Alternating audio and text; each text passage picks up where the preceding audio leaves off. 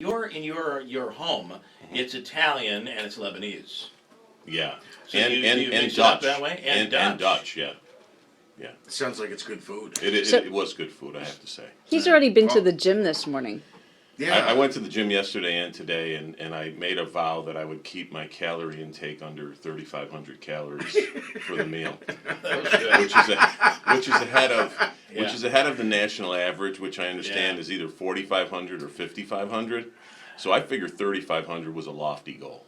You know, I try to not eat during the day before. Oh, that's torture. It is torture, but it does shrink your stomach a little bit.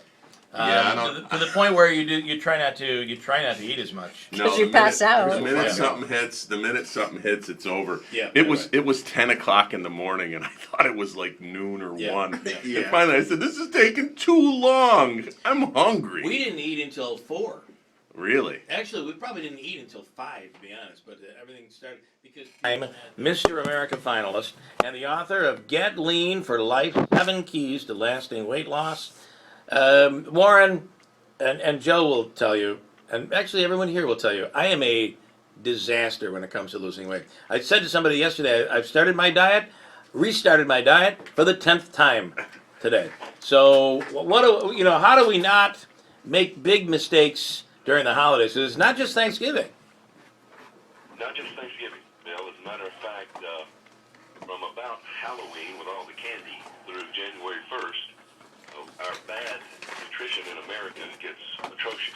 Yeah. It's horrible, and I think we all know that. I don't have to convince people of that. But the biggest thing, and I was just listening to you guys talking in terms of yesterday and the calories and so on and so forth. The 4,500 to 5,000 is a typical Thanksgiving day for Americans.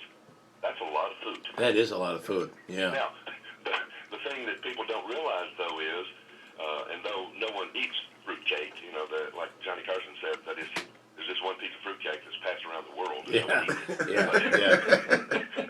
use that as an example, though, 5 ounces of fruitcake, 500 calories. And 5 ounces is not a lot of food. And that's a good point. Anyway, Yeah. The point is a lot of the holiday foods are very dense in calories. Yeah. And bad calories. We don't have time this morning to go into, but a calorie is a calorie only in Webster's definition of a calorie. The body metabolizes food calories differently depending on the food group that it comes from, the amount of fiber, protein, et cetera, et cetera. Yeah. And so the biggest thing that we want to do after Thanksgiving, and that is realize, okay, 4,500 calories, fine. I probably burned 2,000 of them.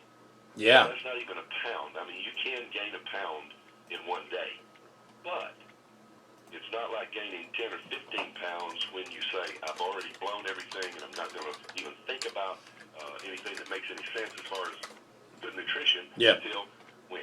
We have we have these defined lines, and that's the problem. It's like once you cross the line, we're like, well, that's it. I might as well eat whatever I want.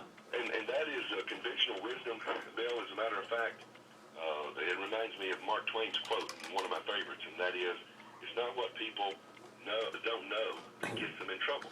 It's the things they know for certain that just ain't true. Yeah. There's the way to look at falling off the wagon. Conventional wisdom is, might as well forget it. Okay, fine. I'm going to, even though I'm going to hate myself, I'm going to eat all of that ice cream. I'm going to eat those, pecan goodies. Yeah. I'm going to eat the pie. And we destroy what very easily with a definition of decision could be, okay, I've gained a pound, fine, I enjoyed it. Now, let's get back onto some common sense in regard to what my body needs. Hey, Warren, you're 62 years old and, 6-time Mr. America finalist. When you hit like 50 or you hit those 60, did you find it was harder to stay in shape, or is it just because we let ourselves go as the years go on?